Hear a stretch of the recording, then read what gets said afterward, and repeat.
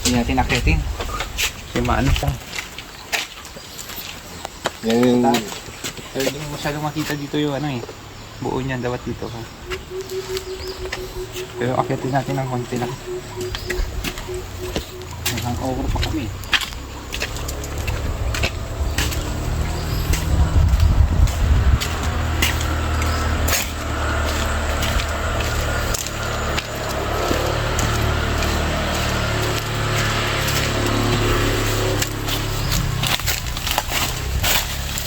Yes, sir.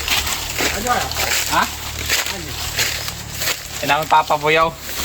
Estudyante Adamson na archaeology samla. At naan. Ija nga yan. Wala ba kuha? At gas na ito kayo pa may hangover.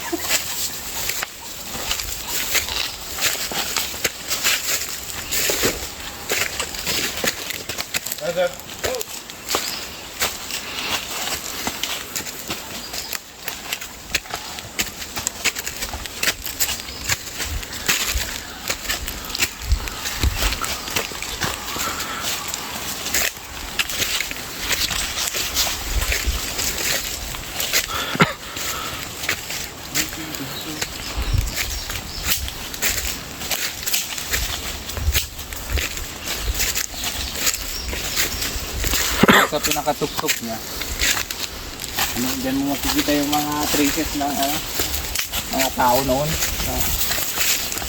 May mga naiwan pa silang traces. Gaya ng footprints, ganon. Wala dyan ang mga tubig niya. Banga. Baka ganun.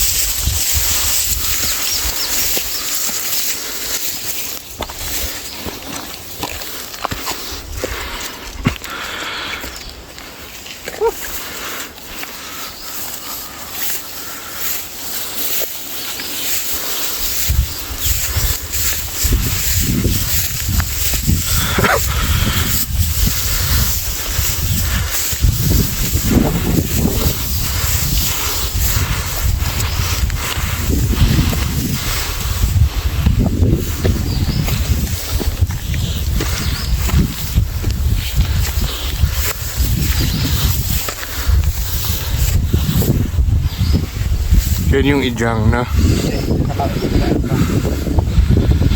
Tuduvit.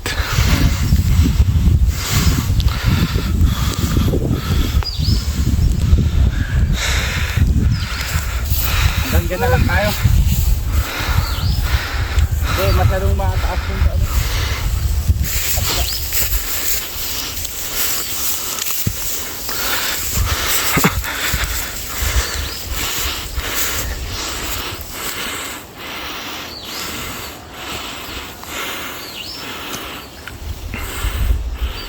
Pwede mong interviewin yung nasa baba. Dating ano yan.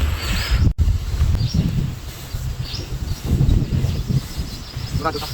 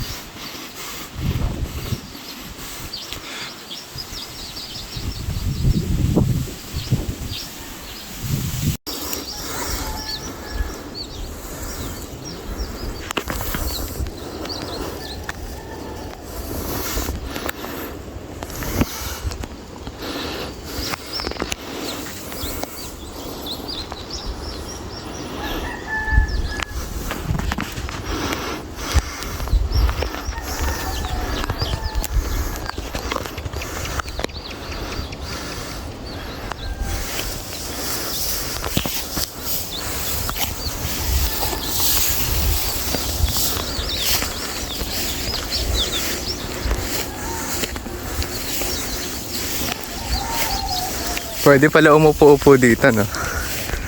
pwede. Yan yung pinakatuktok ng jug. Ayun, ito. Yan. Solid ano siya, solid rock. Yan yung highest peak. Wala silang mga castle doon, no? Structure. Dito ka para magpamita yun.